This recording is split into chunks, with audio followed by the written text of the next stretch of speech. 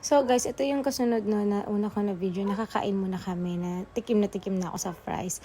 So yun nga, hindi ko na kasi alam ang gagawin ko. Hindi na namin alam kung ano. Kasi gutom na rin kami after magsimba eh. So syempre after simba, punta na kami dito at nagpila and all sa registration. And then nagpila rin sa food. Dito sa food pa lang, almost 30 minutes na kami naghintay kasi sobrang dami talagang tao. Punong-puno yung kainan, yung table, walang bakante. At buti na lang, may patapos na kami nakita. Nagkataon, naswertehan lang din namin na nakuha namin yung table na yon. And then, yun nga, nagpili na kami. And then, almost 30 hours, ika nga, okay, bago kami nakapag-order. So, ayan, flex na ni ate, hiningi na sa amin yung card. Sa akin na nakaregister kasi hindi naman mahilig ang aking hobby mag-collect ng mga card. So, ako na lang. Sa akin na lang parang, syempre, dapat always girl ang meron card, okay? Char. Hindi naman. Kahit sino naman depende sa pag-uusapan nyo. So, ayun nga, nagbayad na siya. Syempre, may discount. May kasama kaming senior citizen, my mother. So, ayun nga, nagpa-discount na kami. And then, syempre, nakatipid din ng 38 pesos. Not bad. Pang-load na rin yun. Pwede na rin pang-load. So guys, hindi available yung fries. So okay lang, next time na lang. So advice ko lang guys, kapag pupunta kayo ng SNR Naga, syempre agahan nyo na. Pumunta na kayo bago magbukas ang SNR. 9 AM sila nag-open.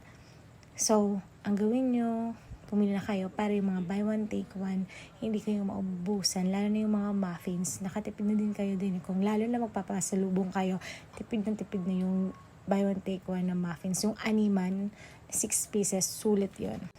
So yun nga, advice ko din na kapag pupunta kayo, mag-start na kayo mag-shopping, kumain muna kayo dun sa food court nila na SNR kasi for sure magugutom kayo at mapapagod kayo.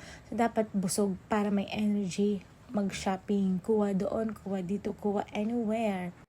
So syempre, madaming alak. So yun, pinext ko na lang. Ang daming mga kinds of branded of alcohol, wines, anything. So, syempre ako, video lang kasi hindi naman kayo bibili yan eh.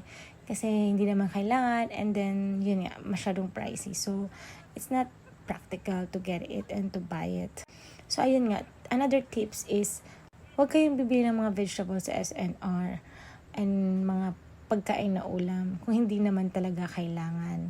Pero kasi, it's not worth it. Kasi kung pupunta ka ng SNR, dapat nabili mo mga dilata, mga chocolate, mga biscuit, mga kung ano-ano, mga appliances kung bibili ka. Kasi yung vegetable, pwede mo siya makuha sa labas, sa wet market, sa SM store. Para hindi din masyado pricey yung kukunin mo. At hindi din pricey yung bibilin mo. Syempre, free days tayo